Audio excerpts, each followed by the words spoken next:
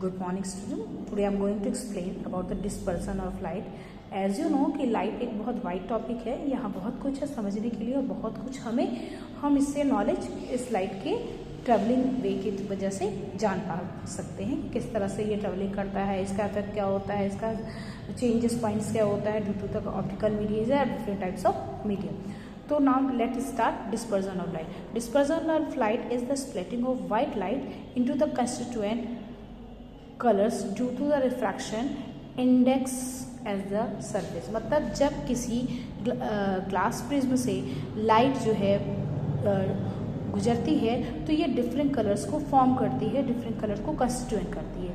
For example this is the example of prism, जहाँ जो beam of light है ना, बीम ऑफ लाइट जब ट्रेवल कर रही है तो due to the refraction and due to the different angle of prism it is forming in different colours, red, orange, yellow, green, है ना, ब्लू, इंडिगो, वायलेट. तो आप देखोगे सबसे ज़्यादा जो हाईलाइटेड है वो रेड होगा और सबसे कम वो होगा वायलेट होगा. तो इसी तरह से हम कह सकते हैं कि जो मिनिमम डिफ्यूजन है वो किसका होगा, रेड का होगा, और जो मैक्सिमम डिफ्यूजन है वो वायलेट का होगा. उसी तरह से जो रेड कलर है उसकी वेवलेंथ कैसी होगी, हाईएस्ट होगी, जबकि वायलेट है उसकी वेवलेंथ जो है बहुत ही कम होगी. कहने का मतलब क्या है कि जो रेड है वो इंडिकेटेड होगा आपको दूर से ही, और वायलेट आते आते इसकी जो वेवलेंथ है वो कम हो जाएगा. अब वेवलेंथ क्या होती है, वेवलेंथ जो एक तरह से वेव बन रही है बिकॉज ऑफ लाइट, है ना, बिकॉज ऑफ लाइट के ट्रेवलिंग के कारण.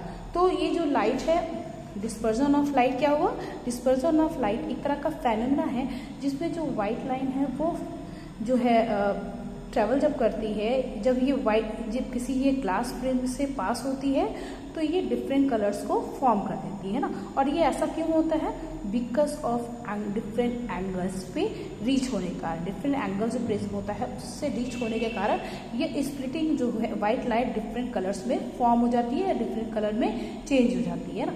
तो डिस्पर्जन ऑफ लाइट क्या है, एक तरह का फेनोमेना है लाइट का, जो जब डिफरेंट एंगल्स से पास हो रही है या डिफरेंट मीडियम से पास हो रही है तो उसका जो शेप है या उसका जो रिफ्रैक्शन है वो डिफरेंट तरह का इंडिकेट हो रहा है ना. तो आप कह सकते हो कि जो हाईएस्ट वेवलेंथ है वो किसका है, वो आपका रेड का है, और जो लीस्ट है ना, जो लीस्ट है वो किसका है, वो आपका वायलेट का है.